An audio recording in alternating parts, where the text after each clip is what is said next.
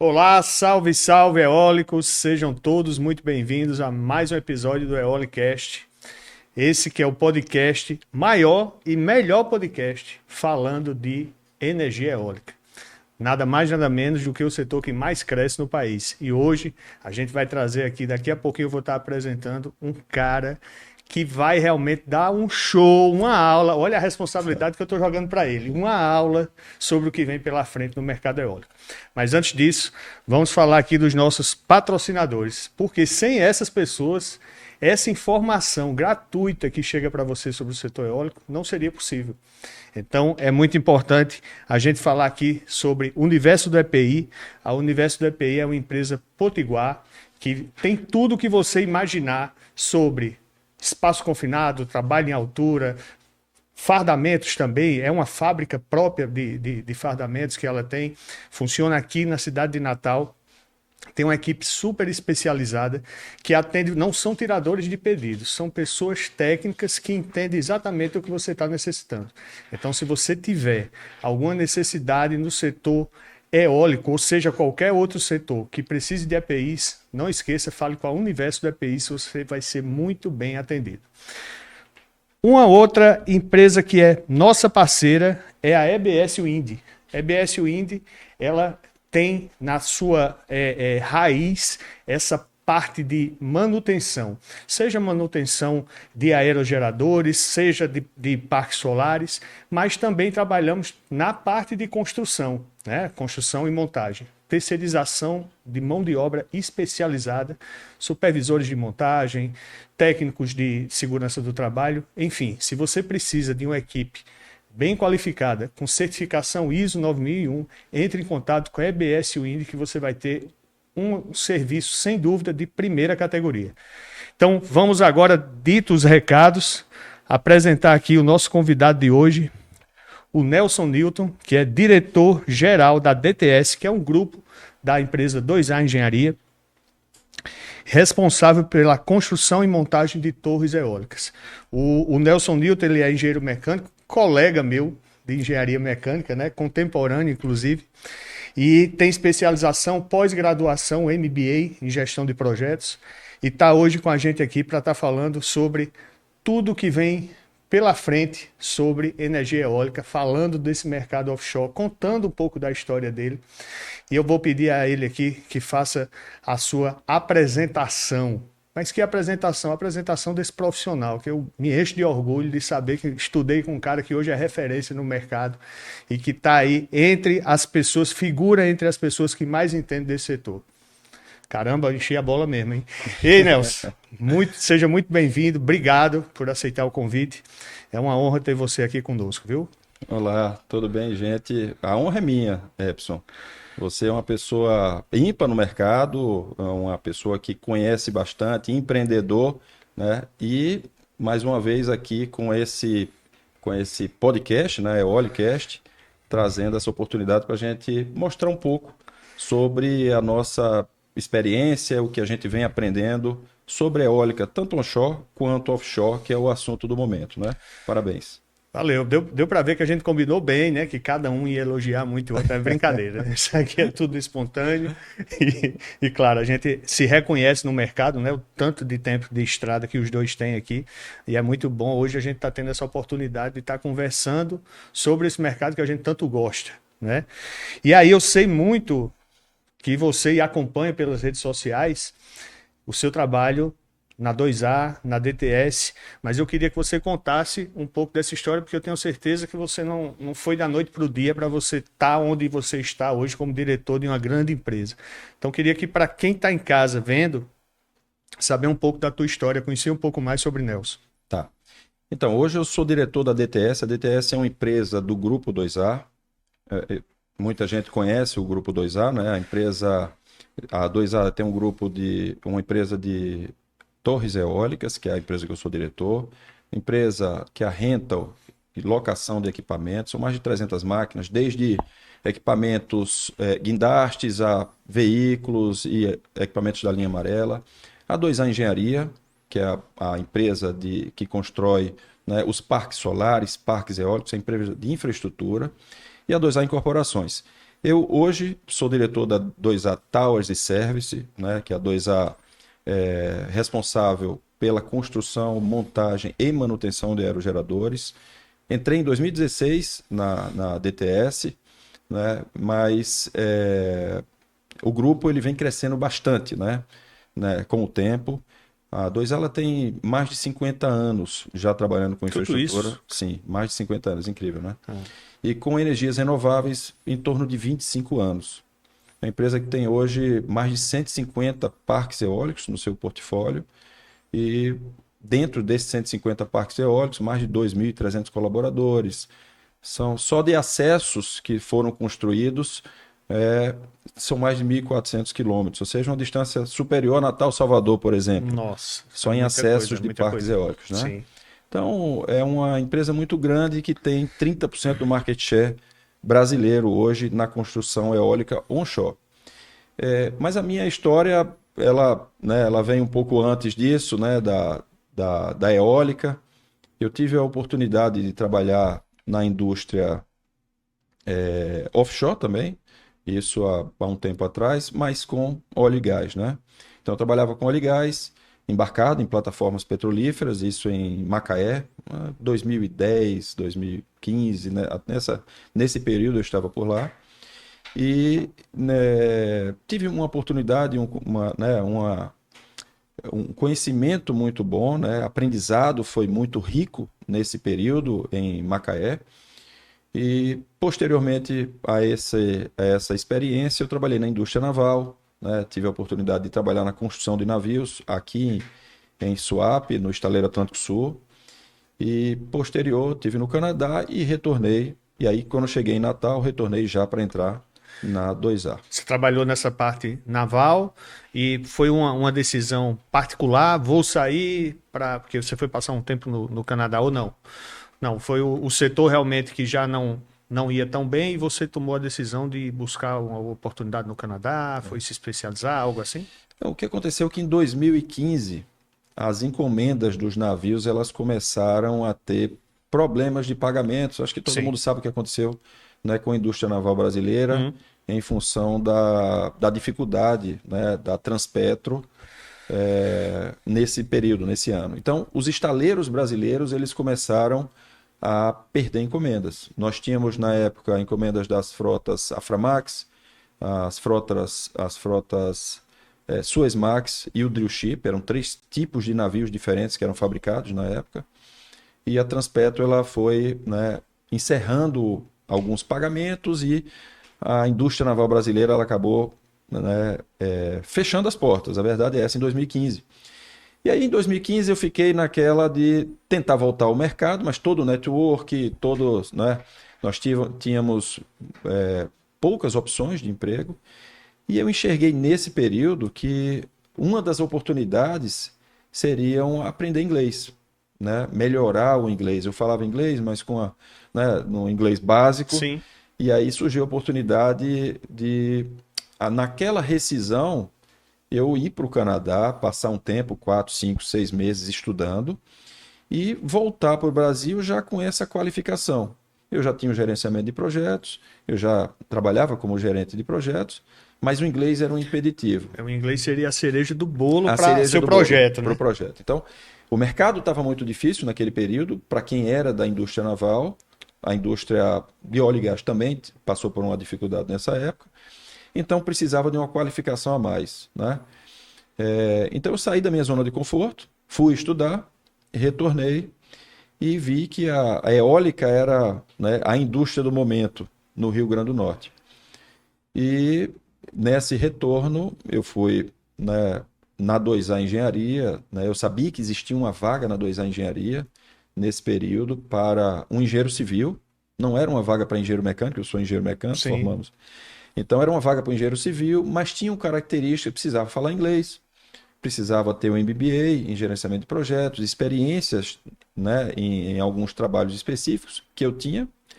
Então, eu disse, bom, o não está garantido, vamos tentar, Vamos lá, vamos lá, vamos tentar, né?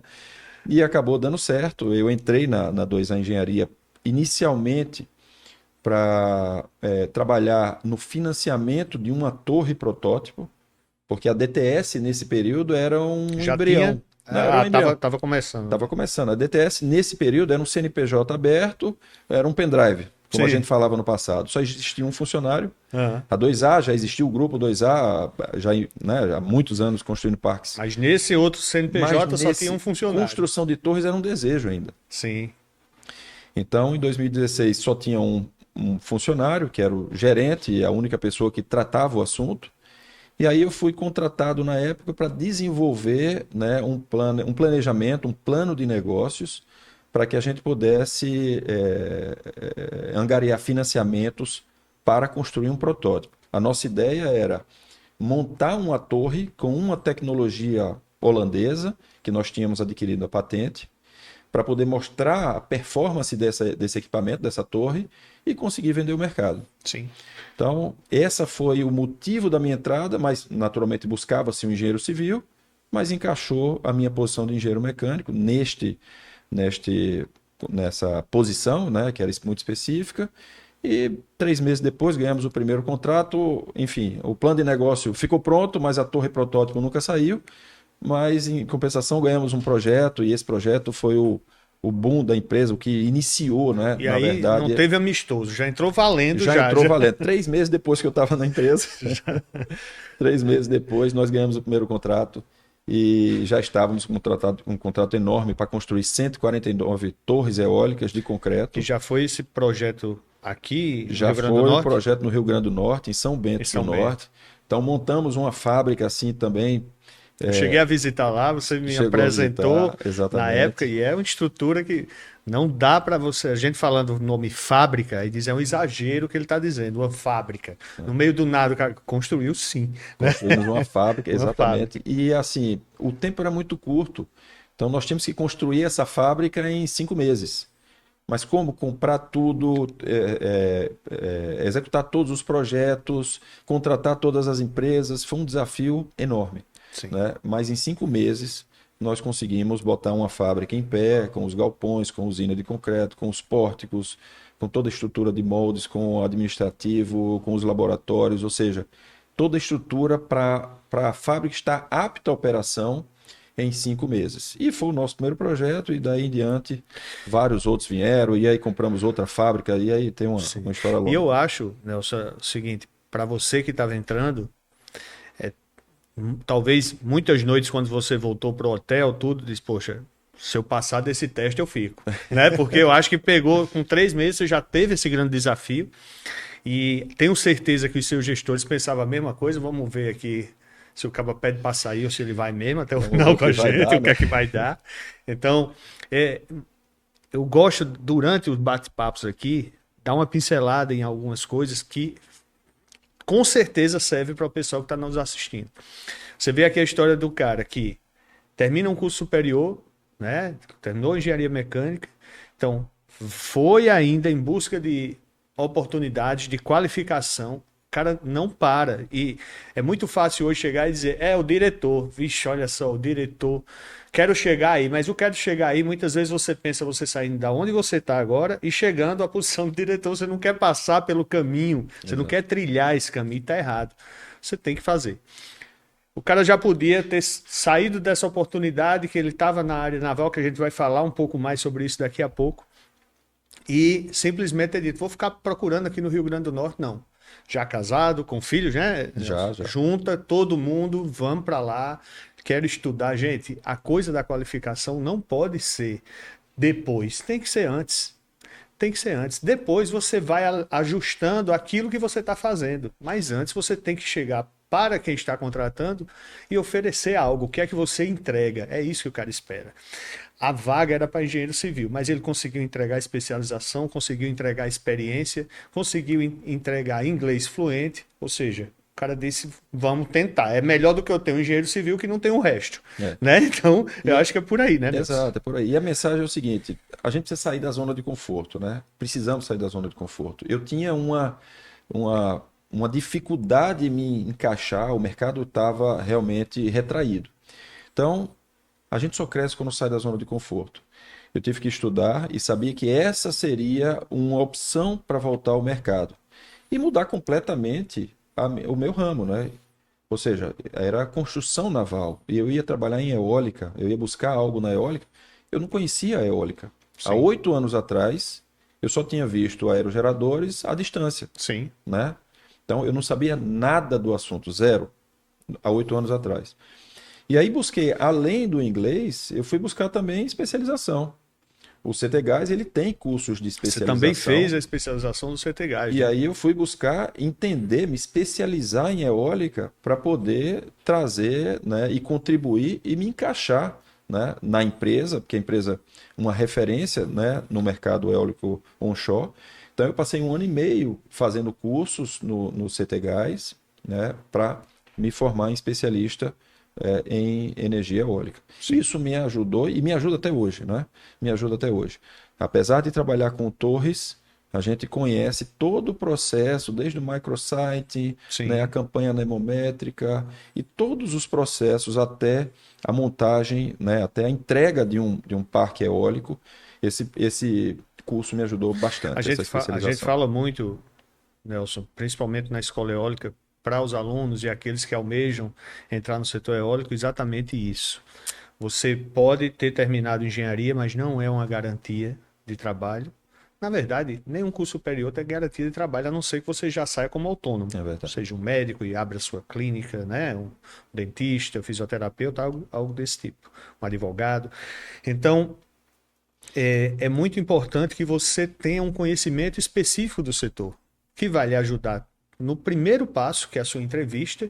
Você mostrar que ali você não chama aerogerador de catavento, Uhum. já é um grande diferencial, Verdade. né? Então, mostra para o cara comprometimento que você está. Como é que o recrutador pensa? Como é que esse cara vai estar aqui na empresa? Se hoje ele está sem emprego, mas ele está se qualificando, ele está buscando, está tirando do próprio bolso, é um cara que tem compromisso. Venha para cá. Exatamente. Né? Agora, estou entrevistando o cara e digo, e aí, cara, sobre a eólica, eu estou esperando entrar e eu estou pensando em fazer alguma coisa. Não é por aí, cara. Tem que Não, tirar esse pensamento, né, Nelson? Essa coisa de quando eu entrar, eu faço. Não, cara, quando você entrar, já era. já era. Você nem entra. E as oportunidades, elas virão, né? Eu acho que a Sim, gente vai ter oportunidade de falar isso mais à claro. frente. As oportunidades existem. Veja, a 2A hoje tem 2.300 funcionários, né? Então, 7 projetos em andamento em diferentes estados, no Ceará, na Bahia, no Rio Grande do Norte. A 2A está sempre contratando. Agora, as pessoas estão qualificadas para esses empregos, né? Essas oportunidades. Muitas vezes, dentro da 2A, nós temos dificuldades de contratação. Então, no LinkedIn da 2A, e aí, para quem quiser também ter Sim, essa informação, é importante seguir a 2A, porque a 2A ela posta muito no LinkedIn as oportunidades de emprego. Eu reposto no meu LinkedIn, naturalmente, mas muitas vezes a gente tem dificuldade. claro. Na área de segurança, nós temos dificuldade Eu ia de citar a área de contratação segurança, é. grande, tá? Mas assim, é sair da zona de conforto, é a gente saber que precisa evoluir, que precisa se especializar para que as oportunidades elas sejam absorvidas, né? Eu trabalhava em offshore, não guardava relação com a construção de navios, nenhuma. A manutenção que eu executava em plataformas petrolíferas não guardava relação com a execução que eu fazia de equipamentos lá no estaleiro Atlântico Sul, que também não guardava relação nenhuma com a eólica que eu trabalho. Claro que algumas competências se traz, né? Isso fica incorporado e você traz das experiências vividas, mas o trabalho específico ele é diferente. Então você sai da sua zona de conforto, Claro. estuda tudo de novo, sai da sua zona de conforto, estuda tudo de novo, e assim você está sempre disposto a crescer. Eu estou me recordando aqui, né, você falando de que não guarda relação, e eu lembrando, a gente tinha um colega de faculdade, claro que eu não vou expor aqui o colega, mas você vai saber quando eu falar, que ele estava fazendo uma prova, eu lembro até a prova de algoritmos de programação. E quando a gente terminava a prova, ele dizia: onde danado eu vou usar isso, cara? Eu nunca vou ver isso. Isso é coisa para quem faz TI, não sei o quê. E hoje a gente está com inteligência artificial, a gente está com Verdade. algoritmos dentro das redes sociais. E quando fala isso, não tem uma vez que eu não lembro do cara dizendo: onde é que eu vou usar? Não que hoje eu e você a gente tenha que ser especialista nisso, mas a vida nos mostrou que deu uma volta e nada é por acaso, né? Se tinha aquilo para a gente estudar, tem pessoas ali que estão vendo a grade que você tem que estudar, o que vai acontecer. Então, nunca ache que onde eu quero chegar com isso? Nunca ache que uma experiência anterior sua passou e não serve. Serve. Agora, dê publicidade dessa sua experiência, né? Fale para as pessoas que você tem essa experiência, coloque no seu currículo, faça um currículo relevante. Né, para cada, eu costumava ter um currículo preparado para cada setor que eu ia. As minhas experiências, eu não ia colocar a experiência indo procurar num setor uma experiência que não fosse relevante. Então, são todas essas coisas, estratégias que fazem com que você aumente sua chance de entrar. Não é simplesmente ficar escondido da velha frase, eu não tenho quem indique. Não existe isso. Quer dizer, não é só isso. Existe em todo segmento. Agora, não é só isso. Você sabe. Verdade. Hoje a 2A não tem 2.500 pessoas que entraram por indicação. De jeito nenhum. Não. De jeito nenhum. Então, muitas vezes eu tenho certeza que você está assistindo um lançamento, algo nosso, aí diz, é muito fácil ele dizer que faça o curso da escola eólica para conseguir oportunidade tendo o curso. Mas você está ouvindo de um diretor de uma grande empresa. Por que é? Porque tem dificuldade. Tem dificuldade de conseguir esses profissionais. Então, é uma questão realmente de... E eu falei já em outros episódios disso. Você se perguntar qual é seu foco para isso. Se você está disposto a atravessar essa jornada, você tem que seguir os passos da jornada. Não tem como pular essas etapas, né? Voltando aqui, Nelson, eu queria ver com você exatamente um ponto que você tocou que eu acho interessante. Você falando aí da sua experiência na parte naval.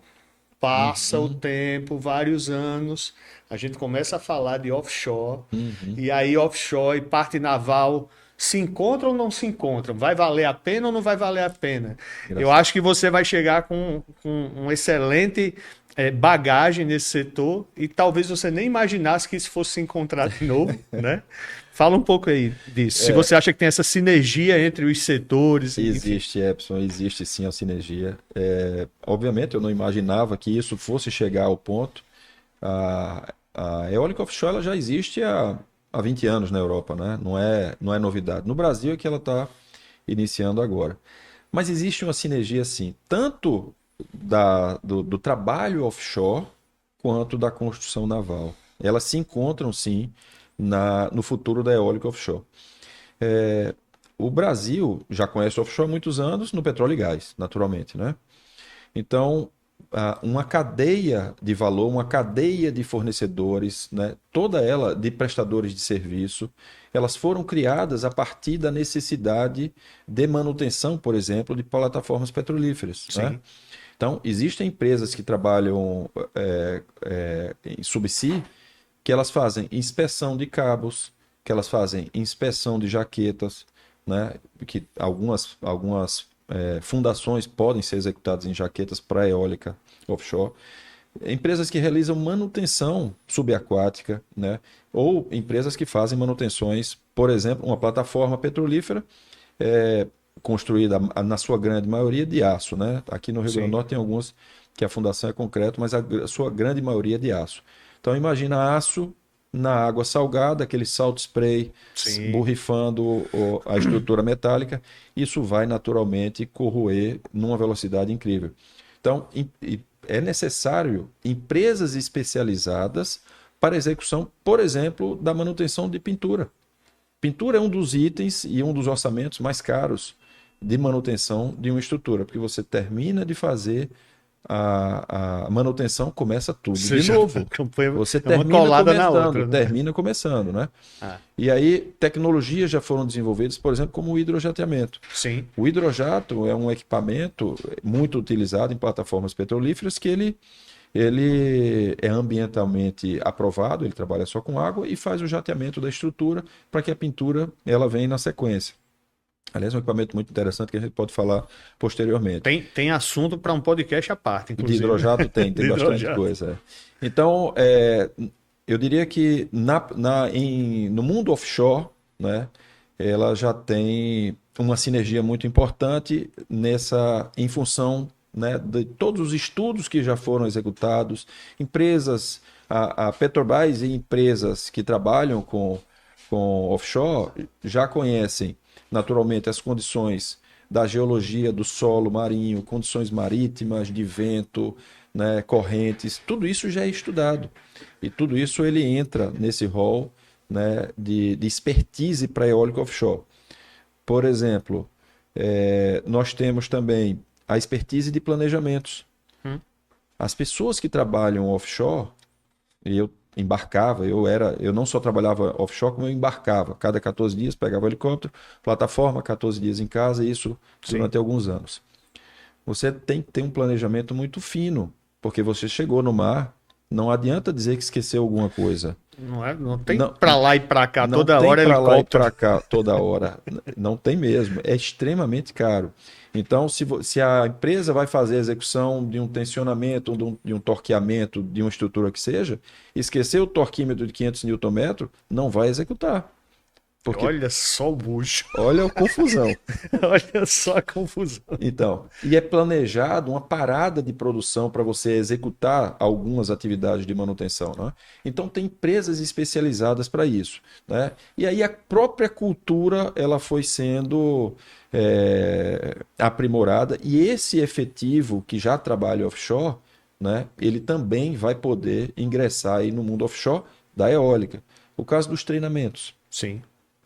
Para embarcar na plataforma petrolífera, é importante saber, ter um treinamento que é a salvaguarda do homem ao mar. É saber sobreviver numa condição marítima, ou seja, se tem homem ao mar, se existe uma queda e você vai trabalhar, ou as pessoas, os colaboradores vão trabalhar sob o mar, que a gente chama, existe um risco de queda. Sim. E se cai no mar, como sobreviver? Existe custo para isso, né? Então, para quem quem embarca, existe uma série de cursos especializados, por exemplo, o HILT. O HILT, né? Na minha época, quando eu embarcava, ainda não tinha o HILT, então a informação vinha um sobrevivente de uma queda de aeronave, por exemplo, e fazia um briefing, uma palestra para a gente. Olha, eu sobrevivi porque eu mantive a calma, quando o helicóptero girou, eu não tirei o colete, eu só tirei o cinto de segurança, eu destaquei a janela, porque a janela dos helicópteros se destaca. Então eu destaquei a janela, saí, inflei o colete e estou aqui para contar para vocês. Eu quero evoluir como ser humano para ter essa calma dele na hora que o helicóptero estiver vindo. Mas eu estava imaginando. É fundamental. Eu tava imaginando. Não, mas eu sei, claro, eu estou descontraindo aqui, mas ele foi relatando exatamente o que é o treinamento hoje, né? Se você pegar um vídeo do YouTube do treinamento de HILT, você vai ver exatamente isso. Gira, o cara com calma, tira. Claro, tem que ser dessa forma. E esses treinamentos, eles são executados. Então, é importante, é um outro, né? E aí a Consultec, ela certamente estará participando desse futuro também dos treinamentos offshore. Sem dúvida. Né? Então tem uma cadeia de treinamentos que foi desenvolvida para offshore, de petróleo e gás, e que agora vai ser absorvido para a eólica offshore. A construção de navios, ela também tem uma sinergia, né? Então, os navios são construídos em terra, ou seja, são feitos blocos, mega blocos, tudo isso depois é lançado, é soldado e é lançado ao mar para que ele seja posteriormente concluído. Um navio ele não é concluído todo em uma área seca, porque a área seca é a área mais cara de um estaleiro, por exemplo, um dique seco é o metro quadrado mais caro do estaleiro. Então, depois que ele ganha flutuabilidade, ele vai para o cais e a conclusão da construção do navio é feita no cais, né? Que aí é uma área, é um metro quadrado, eu diria, mais barato. Mais barato. Né? E a empresa precisa continuar construindo os próximos navios, né? Interessante isso aí, essa logística. Essa logística, né? Então, isso é um ponto. Na eólica offshore, a depender da tecnologia a ser implementada, por exemplo, um gravity base, que a gente pode falar um pouco mais à frente, ela também é construída em terra. A fundação é lançada ao mar e depois o processo de montagem da torre e comissionamento é feito já com a estrutura flutuando, né? Então, todos os cuidados para uma estrutura de um navio, por exemplo, para combate à corrosão, as proteções catódicas, os anodos de sacrifício, tudo isso, toda essa tecnologia desenvolvida para que um navio fique 20 anos navegando, né? Esse filme fluido, essa película que é essa barreira contra a corrosão, Sim. ela vai ser naturalmente incorporada na energia eólica offshore. Pois é, você vê que a sinergia é tanta que a gente, em pouco tempo que você falou aqui, você falou de parte de manutenção, manutenção de pintura, falou da construção das embarcações, né? E isso é uma ponta do É iceberg uma das das oportunidades que vão oportunidades. estar vindo, É né? verdade. Você tocou no assunto aí, tecnologias para construção offshore. Eu queria que você, como uma pessoa que está muito inteirada desse assunto, você está viajando para vários países, participando de feiras, visitando projetos. Eu queria que você falasse um pouco mais disso para que quem está em casa pudesse se situar um pouco mais, porque se fala muito do offshore, se fala muito da regulamentação, quando é que vai ter, mas a gente conseguir detalhar um pouco mais para o pessoal começar a imaginar como seria isso. Entendi. Então, eu trouxe até um slide. Cardozinho, Cardozinho, se você coloca aí no puder ponto aí, por botar, favor. só para a gente contextualizar, né? A eólica offshore, naturalmente, ela ganha um aspecto muito maior do que a eólica onshore, né? Onshore a gente tem uma predominância muito grande no Nordeste brasileiro em função de condições específicas consideradas a Disneylândia dos ventos, né? A gente Sim. já ouviu muito isso. O Nordeste brasileiro ele tem essa característica. Ventos unidirecionais, sudeste, uma velocidade praticamente constante, venta o ano inteiro. Então, isso são condições propícias, extremamente propícias para a instalação onshore.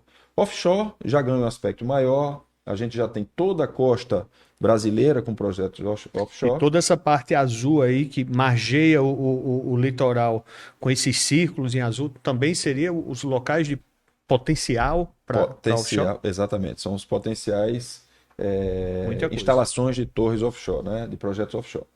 Então, o Nordeste tem aí 109 gigas, 48 projetos em solicitação de licenciamento pelo IBAMA, isso é um dado do IBAMA, mas o que eu quero trazer aqui, uma informação, até para contextualizar, quando a gente for falar das fundações, é que o Nordeste brasileiro ele tem uma predominância de uma lâmina d'água baixa. Sim, Ou seja, o nosso calado é baixo aqui no Rio Grande do Norte, né? No Rio sim. Grande do Norte, no Ceará, No no Ceará. Piauí, o Nordeste inteiro. Então, a predominância é de 20 metros apenas de lâmina d'água, né? E aí, depois de 20, depois tem de 30 a 50, ou seja, de 20 a 50, mas a predominância é de De 20. um baixo calado, e isso é importante, e o sul e sudeste ela já tem uma profundidade maior. Então, os projetos offshore que serão instalados no Rio Grande do Norte têm uma característica no Nordeste brasileiro, tem uma característica diferente dos projetos a serem instalados no sul e sudeste. Esse fato de ter um calado menor seria um ponto positivo para o Nordeste em termos de quando a gente falar das regulamentações e as coisas estiverem onde eu quero chegar, seria mais fácil de implementar ou não? É uma coisa pela outra? Não, sim, nesse aspecto nós somos privilegiados também. Sim. As torres eólicas mais, eu diria, comerciais, elas são de baixa profundidade. Então, nós temos fundações fixas que vão de 20 a 40 metros, são as que a gente chama essa primeira escala. Depois tem uma escala aí de transição entre 40, 60, 70 metros, que aí pode ser instaladas torres fixas ou torres flutuantes, ou fundações flutuantes, e de 80 acima, geralmente só flutuantes, Sim. né? Com algumas exceções que são as fundações de jaqueta. Mas nós somos privilegiados também nesse aspecto. Que bom. Cardozinho, Pode passar a próxima. pode passar, por favor, para a gente explanar um pouquinho sobre as fundações fixas, né? Que são as fundações mais prováveis a serem instaladas aqui no Nordeste brasileiro. Então, eu trouxe 5 exemplos de fundações fixas, cada uma delas. Bom, a característica comum é que todas elas são fixas ao solo, ao leito marinho, né? Mas com características bem diferentes, né? Alguns desses projetos já implantados em outros países, outros projetos ainda como protótipo ou uma baixíssima implantação, né? Então, iniciando pelo Graphite Base. Esse é um projeto que eu posso até detalhar um pouco mais depois que eu falar um pouquinho de cada uma delas. Sim. Porque é um projeto que eu acredito e visitei na Espanha, acredito bastante nesse projeto. Ele tem uma característica de ser montado em terra. Então, lembra que eu falei do navio, que o navio nós fazemos a execução numa área seca, depois lançamos ao mar. Esse tipo de tecnologia, ela traz essa possibilidade dessa fundação ela ser executada em terra, lançada ao mar, as torres executadas em terra, e isso ficar, por exemplo, num cais do porto, ou num estaleiro, ou numa região costeira, Sim. né? Em que a montagem de todo o sistema ela possa ser executada a partir da terra. Então, nós teríamos guindastes em terra, nós teríamos toda a infraestrutura de montagem em terra, e essa estrutura ela flutua, porque isso é como se fosse um grande dique flutuante. Em Natal tem a Marinha tem um dique flutuante, e as marinhas do mundo trabalham muito com diques flutuantes, onde você afunda a estrutura, o navio entra e essa estrutura depois o navio ela é lastrada, ou seja, você enche de água, o navio entra, depois essa água ela sai da estrutura e ela... Tem passeios de barco que utilizam muito isso, né? Utiliza essa tecnologia, com né? essa diferença, né, de altura. De altura. Sobe e depois Exato. segue. Então ela tira a estrutura do mar, depois que esvazia os tanques de lastro, e a manutenção é realizada. Então, essa tecnologia é a mesma tecnologia Graphite Base, ela flutua. Então, essa tecnologia ela é feita um carregamento por rebocadores, certo, né? E ela vai até o ponto de fundeio da fundação. Depois eu explico mais detalhadamente sobre isso. Tá, eu queria que você, pelo menos nessa parte aqui, você falasse que eu achei bem interessante. Esse negócio de flutuando, chega em um determinado local, aí é que vai deixar ela estável. Exatamente, né? exato. Essa fundação Graphite Base, ela é um tanque de concreto, um imenso tanque de concreto. A base dela é uma base de concreto. Sei. Pode ser metálica, mas pode ser de concreto também. Então é uma imensa fundação de concreto com vários tanques internos que estão vazios. É uma grande caixa d'água. É uma grande caixa d'água sem água. Certo. Então ela flutua. Tá. E essa estrutura já montada com torres e com tudo, ela é levada até o ponto onde vai ser instalada. A partir da chegada do ponto dela, ela é lastreada, ou seja, se enche-se de água os compartimentos e ela vai assentando ao leito marinho. Ao leito. Ou seja, não há necessidade de grandes meios logísticos. Fantástico. Um porém dessa tecnologia é que o leito marinho ele precisa ser plano. Sim, né? sim. É diferente de outras tecnologias que aceitam leitos marinhos não tão regulares. Né? Mas, por sorte ou por destino, o Rio Grande do Norte tem dunas subaquáticas e entre essas dunas, ou em picos ou em vales, existem áreas planas para instalação desse tipo de tecnologia. Então, perfeitamente adequado ao nosso estado. Né? Sim. Existe um outro modelo, uma outra tecnologia chamada Suction Bucket. Esse não é tão comercial, mas a tecnologia ela envolve um grande cilindro oco, um casco, né, que ele é pelo próprio peso da estrutura, ele é enficado, ou seja, ele entra no leito marinho e depois é realizada uma tomada de sucção dentro desse vaso, desse casco, que já está dentro do leito marinho. Sim. E ela promove a ancoragem dessa torre. Nesse caso, existe penetração no leito marinho. Certo. Então, aí precisa ser estudado o leito marinho. Aí a dureza do leito marinho, o tipo, se é argila, se é pedra, tem uma série de poréns, né, restritivos para essa tecnologia. Né? E ela tem uma certa instabilidade em ambientes severos, de ondas altas. Né? Sim. Então ela não é adequada para isso. Uma próxima que a gente pode falar é o monopile. O monopile, na verdade, eu fui até visitar também um projeto de monopiles. Você chegou a visitar desse também? Visitei. É o maior projeto de monopiles do mundo, né? O Dogger Bank, que fica na Inglaterra. Esse projeto ele tem uma tecnologia... inclusive é o mais usado no mundo. 80% de tudo que foi instalado no mundo em torres eólicas fixas offshore são monopile. Tá? esse projeto, ele traz uma simplicidade, e aí eu vou explicar os prós e contras dele, né? Ele traz uma simplicidade para países que já dispõem de infraestrutura naval, né? Ou seja, para que eu monte uma estrutura como essa, eu preciso de um navio para cravar a estaca no solo e montar a peça de transição. Eu preciso de um navio para instalar as torres. Eu preciso de um navio para instalar as nacelles. Eu preciso de um navio para instalar as pás. Ou seja, eu preciso de uma frota de navios especiais para instalar esses projetos.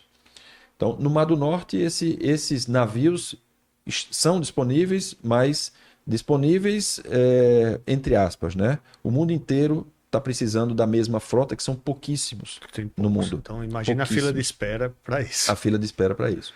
Então, a China quer, os Estados Unidos quer, a Europa toda quer. Sim. Então, o Brasil vai ficar certamente na última posição da fila aí para receber essa logística interna. Mas, tendo toda a infraestrutura naval, ela é uma montagem rápida, tá?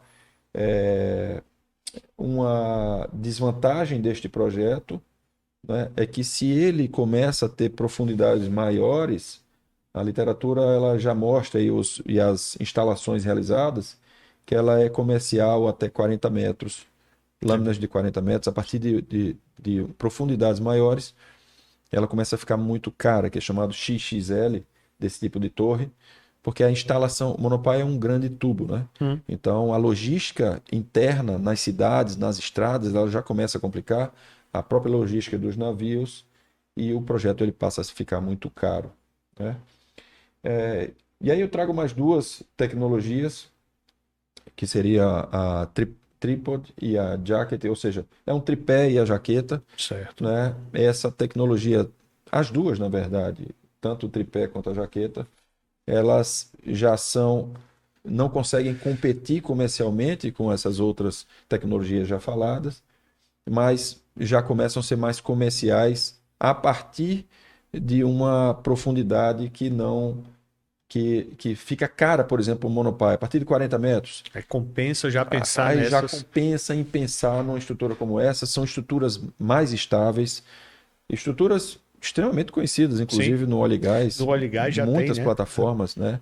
Elas têm jaquetas como sua fundação. Eu trabalhei em plataformas com jaqueta, ou seja, você não tem movimento, você não sente movimento na plataforma. Ela é extremamente estável, né? E já não há uma necessidade tão forte de um solo marinho tão preciso, nivelado. Ela tem é mais estável, né? E se adequa bem a essas profundidades. Sendo visto aqui todas essas opções de tecnologias, para a gente cravar, assim, para quem está assistindo, claro, não é, não é querer dar uma de os donos da verdade, mas tecnicamente, vendo isso e trazendo para uma realidade de ser mais fácil a gente conseguir fazer, seria essa primeira opção, o Graphic Base. Eu diria que para o Brasil, para o Nordeste brasileiro, Isso é uma coisa pontual aqui da pontual, local. eu tenho convicção, pelo o que a gente já vem estudando, pelas visitas realizadas, pela infraestrutura de navios disponíveis no mundo, né? Pela expertise da construção eólica onshore, que a Gravity Base é a melhor solução. Sim. E a melhor solução em função de quê? Eu já comecei a explanar que é uma estrutura que começa a ser realizada em terra, não é no mar. Então, a própria 2A ou outras empresas, nós podemos executar nas nossas fábricas tanto as torres, que nesse projeto elas podem ser torres de concreto ou torres metálicas, mas as torres podem ser executadas nas fábricas, inclusive já no litoral do Rio Grande do Norte. Sim. E aí a logística de envio de aduelas já é conhecida e não existe um problema para isso, né? A fundação ela pode ser executada parte numa área de cais ou numa área, eu diria, de montagem numa região costeira, que aí é o fundo dela, só o fundo. Todas as outros compartimentos, tampas e divisórias podem ser executados em fábricas de pré-moldados e essa estrutura vai chegar à área de montagem. Os guindastes a serem utilizados são os mesmos guindastes utilizados hoje na eólica onshore, ou seja, a gente já tem guindastes disponíveis para essa execução, não são guindastes especiais marítimos. Inclusive essa torre ela tem uma característica que eu vou, se a gente tiver tempo, mostrar num vídeo. Ela é telescópica. Se não existem guindastes disponíveis, por exemplo, de 600, uma LRs ou LGs 1600, 1700, 1750, você pode baixar o centro de massa dessa estrutura e montar ela telescopicamente. Fantástico. Então ela dá até uma possibilidade de usar guindastes menores. Ela é adaptável, ela tem flexibilidade. E quando eu digo isso, é porque, digamos que a gente não tenha um porto, um cais, uma região de construção, que ela pode ser feita, por exemplo, num estaleiro em Pernambuco ou no Ceará e vir navegando, tá? Sim. Mas digamos que a gente queira fazer no Rio Grande do Norte e usar um rio para escoar. Eu tenho uma região à margem de um rio que eu quero fazer a estrutura de montagem e quero escoar por esse rio. E aí, como ela é adaptável, eu posso crescer lateralmente para ganhar empuxo, né? Crescer lateralmente e flutuar mais se o meu calado ele não for disponível. Entendi. Eu vou precisar para essa estrutura um calado, uma altura de água de 8 metros, mas o meu rio tem 6. Então o projetista ele faz a fundação de tal forma que ela se adapte aos 6 metros, aos 5 metros, para que ela escoe naquele rio e entre na região do mar. Além disso, a gente não necessita, né, naturalmente, dos grandes meios logísticos de navios. Rebocadores são rebocadores que já trabalham nos portos, por exemplo, no porto daqui de Natal. Rebocadores que já atendem aqui mesmo. Rebocadores que já atendem a região. Então, nós temos uma vantagem de fornecedores locais. Imagina você precisar comprar areia, brita, água, cimento. É tudo que já se faz para os projetos eólicos onshore. Imagina os fornecedores de gelo e de outros que já estão acostumados ao mercado onshore, né? Já que a fundação é de concreto, a torre é de concreto, né? A mão de obra, pensando em mão de obra. A gente vai ter naturalmente alguns especialistas, mas para executar esse projeto, o projeto ele pode ser executado com a mão de obra que já executa projetos onshore. Claro, com alguns treinamentos e algumas especificações, né, de alguns técnicos mais especializados, mas tudo isso valoriza e eu diria que traz uma vantagem competitiva fortíssima para esta tecnologia aqui no Nordeste brasileiro. Você nos traz um cenário assim otimista, eu digo, do mãos à obra, né? Exatamente. Tipo assim, saindo as coisas, e a gente sabe que não é só simplesmente em Brasília passar a regulamentação, existem etapas, existe muita coisa a ser discutida, mas é muito bom saber que já tem, e para quem não sabia disso ainda, né, dessa boa novidade, que grandes empresas do setor estão antenadas sim com isso, já pensando, né? Você me disse num evento que a gente teve há poucos dias, que hoje você está à frente desses projetos. Então, é quem está viajando, vendo as novas tecnologias, ou seja, ninguém faz um investimento desse se não tiver um foco de estar realizando isso no futuro. Então, é muito bom saber que depois de passar toda essa parte burocrática de leis e licenças ambientais e etc., a gente vai poder chegar com a parte do mãos à obra tão bem qualificado já, com segurança na execução por conta da bagagem que já tem, né? Uhum. E é claro que, como você falou, algumas características vão ser novidade, mas vai ser novidade para todo mundo. Exato. Né? E tem como a gente tá na vanguarda dessas instalações, eu suponho, que comecem aqui pelo Nordeste. Né? Verdade. A gente precisa fazer a nossa parte, né? A gente sabe que a regulamentação e as questões políticas, todas elas estão andando em Brasília. Não conseguimos ter muita interferência ou quase nenhuma nisso. Sim. Mas o pior dos mundos é tudo isso passar e as empresas não estarem preparadas, né, para que a execução, a nossa parte, seja feita. Então a 2R está investindo em conhecimento, né? A gente já teve na Espanha, nas Ilhas Canárias, visitando protótipos, na Inglaterra. Esse ano eu vou à China para visitar projetos, navios. Então, estamos investindo em conhecimento para que a gente tenha, à medida que as liberações, né, e as regulamentações sejam superadas, que nós tenhamos conhecimento técnico para que a gente possa estar na vanguarda aí dos primeiros projetos. É muito interessante porque a gente vê, e eu faço até analogia com as pessoas que buscam oportunidade. Andem paralelamente a essas oportunidades. Porque quando disser vai ter, você está qualificado, é o que vocês estão fazendo. É exatamente Guardado isso. as devidas proporções, estão estudando, estão entendendo, né? Buscando conhecimento, para quando disser pode, opa, já estou pronto. Exatamente. Se quiser me contratar, eu já tenho como fazer. Né? Não chegar do zero e dizer, agora sim, agora eu vou ver, aí esse agora eu vou ver, vai vir uns gringos aí, vai tomar. E toma tudo. Toma tudo. E tem um amigo meu que fala sempre o seguinte: só faz gol quem está jogando. Pois Então, é importante estar dentro, é importante conhecer, porque senão a oportunidade vai surgir e a gente não vai participar. Né? E outro ponto muito importante é entender o seguinte: muito se fala da dificuldade da cadeia de logística, e realmente é isso. Para ganhar escala, eu estou falando aqui, é importante dizer que eu estou falando de um protótipo. Sim.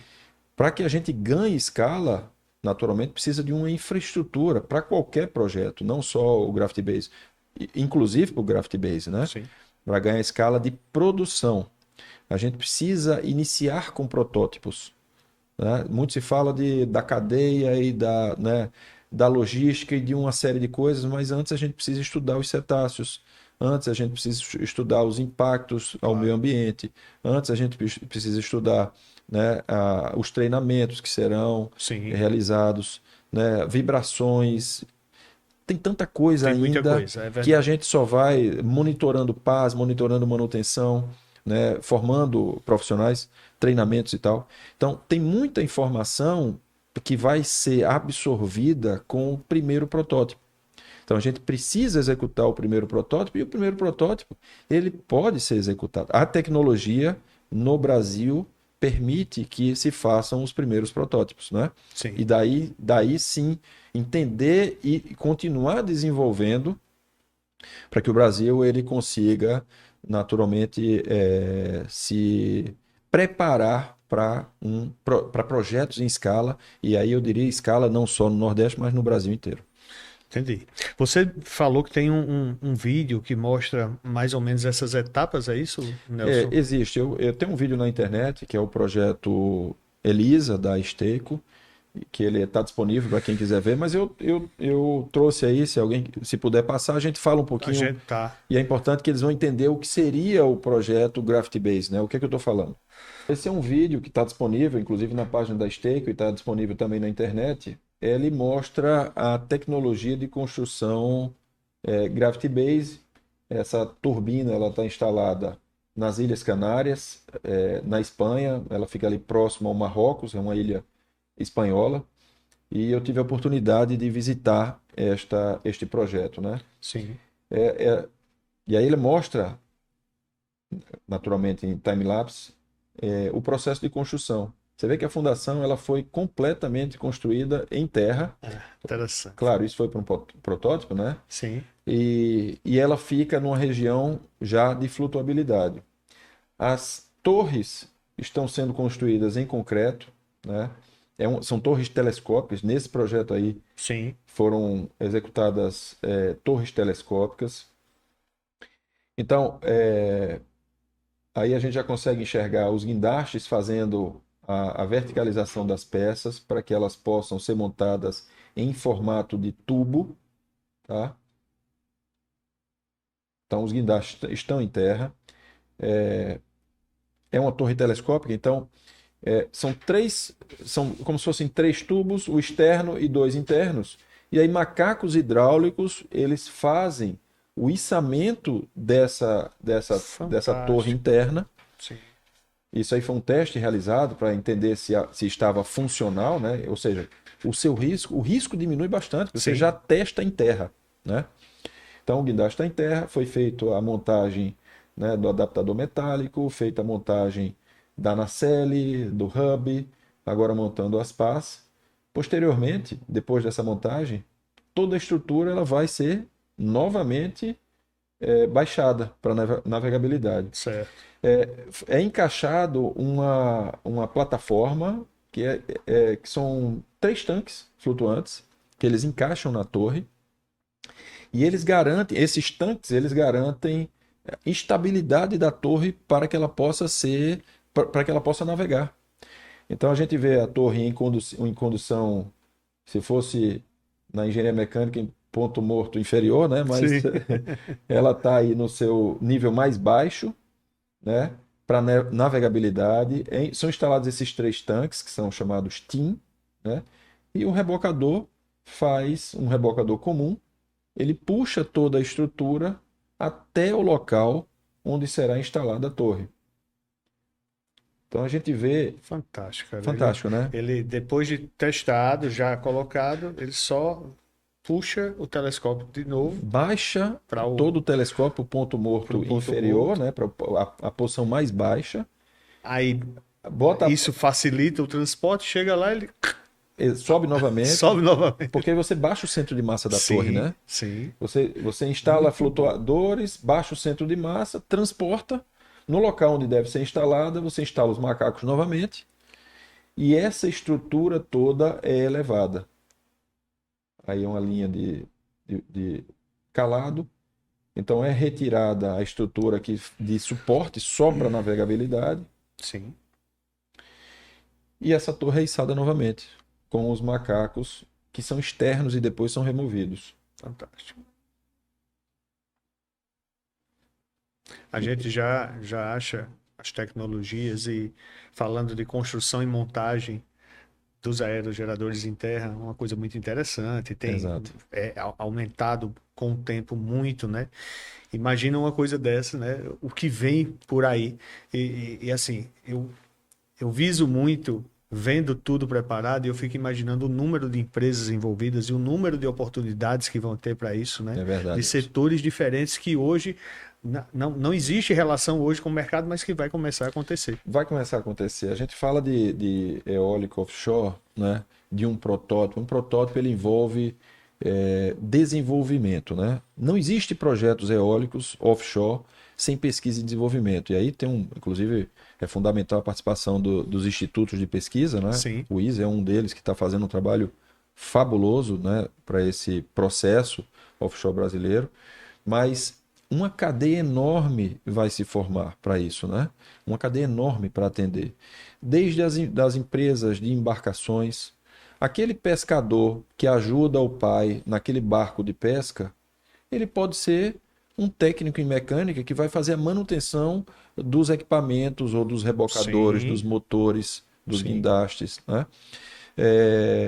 A logística em terra, desde restaurantes, pousadas, hotéis, né?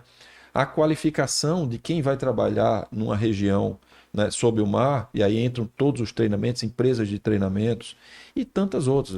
Vai ter que ser desenvolvido tecnologia, né? A gente está falando da Gravity Base, porque eu entendo que o protótipo ele pode passar e assim, eu acredito que vai passar por esse tipo de tecnologia, mas várias outras, como eu mostrei aí, tecnologias podem ser implantadas no offshore e outras, né, e tantas outras empresas vão aparecer e surgir aí oportunidades de emprego. Nelson, você citava, falando um pouco sobre a sua jornada, sobre a importância que a língua estrangeira e aí o inglês teve no seu projeto profissional, né? Isso. Claro que eu não estou dizendo que isso é uma novidade de jeito nenhum, e a gente sabe que é um diferencial desde sempre.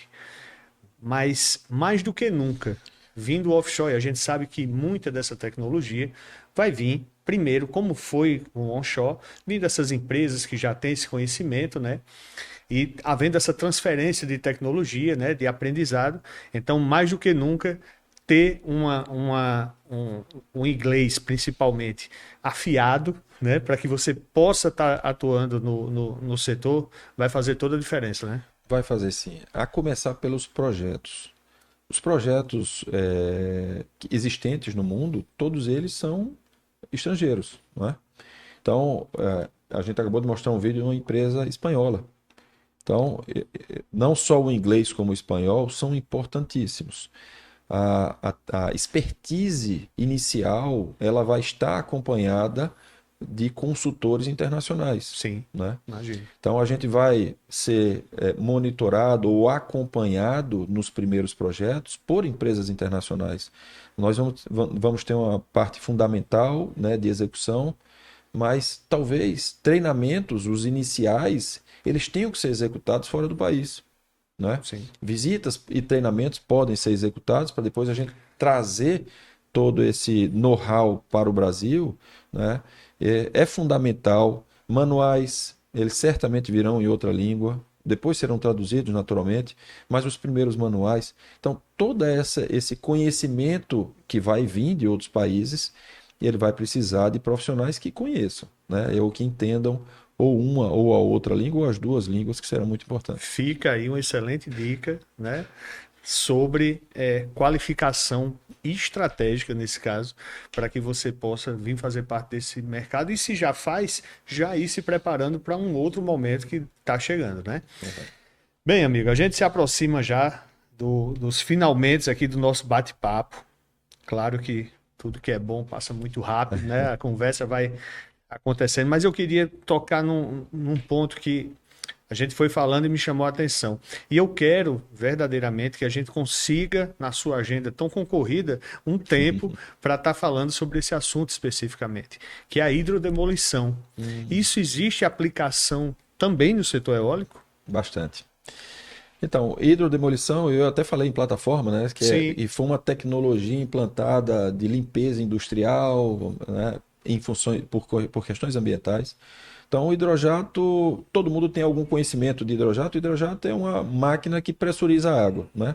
Então, a empresa que lava jato, que lava o seu carro, tem um hidrojato, né? Sim. Mas um hidrojato de baixa pressão. Então, em escala industrial, os hidrojatos eles são de baixa pressão, média pressão, alta pressão, super alta pressão, ultra alta pressão e hiper ultra alta pressão. Nossa, todas essas categorias. Todas essas categorias a depender da classificação de pressão. Então, eu trabalhei muito com ultra alta pressão. A hiper ultra alta é para cortar aço, geralmente é para cortar fuselagens de aviões, estruturas de aço, chapas de aço. É um corte a frio e preciso. Então, a gente está falando de 80 mil PSI de pressão, né? Nossa, Já um hidrojato ultra alta, que eu trabalhei por muitos anos, são equipamentos de 40 mil PSI de pressão, que é uma pressão claro. também absurda, né? E tem uma aplicação muito importante.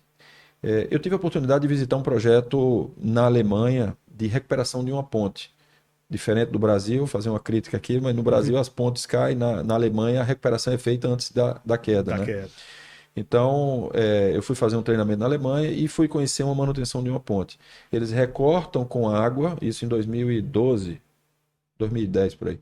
Eles recortam com água os discos de desgaste entre o pilar e a ponte, remove o disco, isso de acordo com o plano de manutenção da ponte, Da ponte, que sim. lá não só equipamentos, mas pontes têm plano de manutenção, recolocam e grauteiam.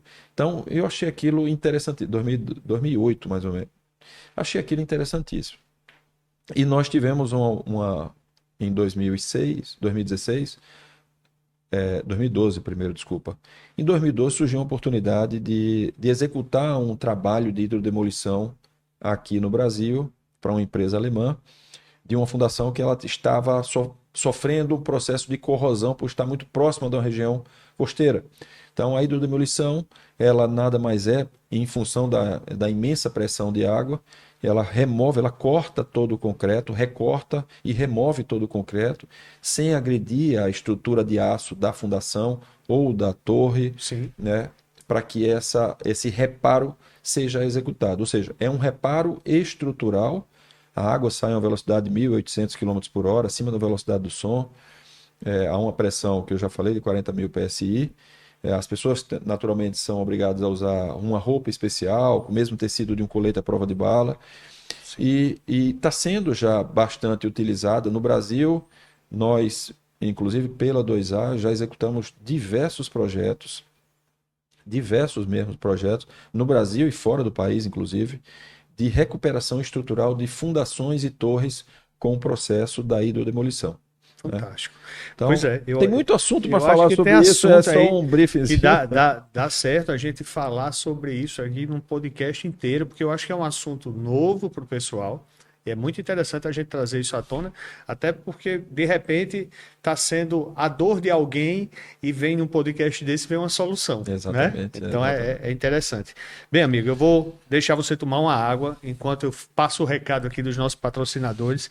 E aí, já vou querer que enquanto a água, vai tomando tua água e vai pensando aí no recado que você pode dar para quem está nos assistindo, né?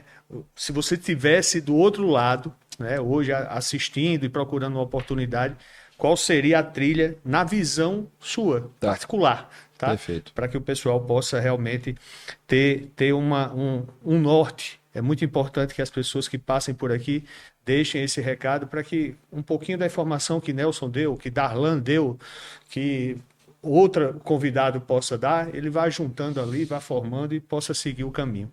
Beleza? Beleza.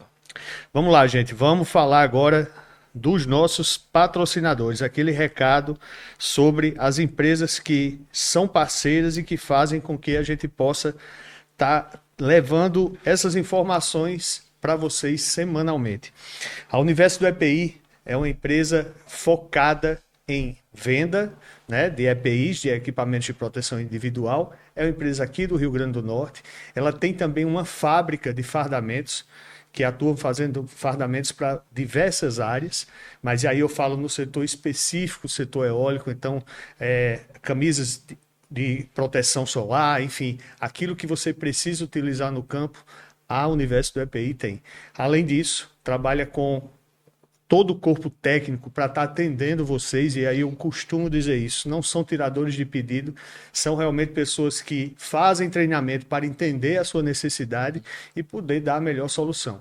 Então, soluções de equipamentos na parte de espaço confinado, trabalho em altura, você vai encontrar na Universo do EPI. Entre em contato com eles. Um outro recado é da EBS Wind, essa empresa também potiguar, genuína, e é muito bom saber que as empresas aqui estão em atuação e gerando oportunidades para as pessoas no setor eólico.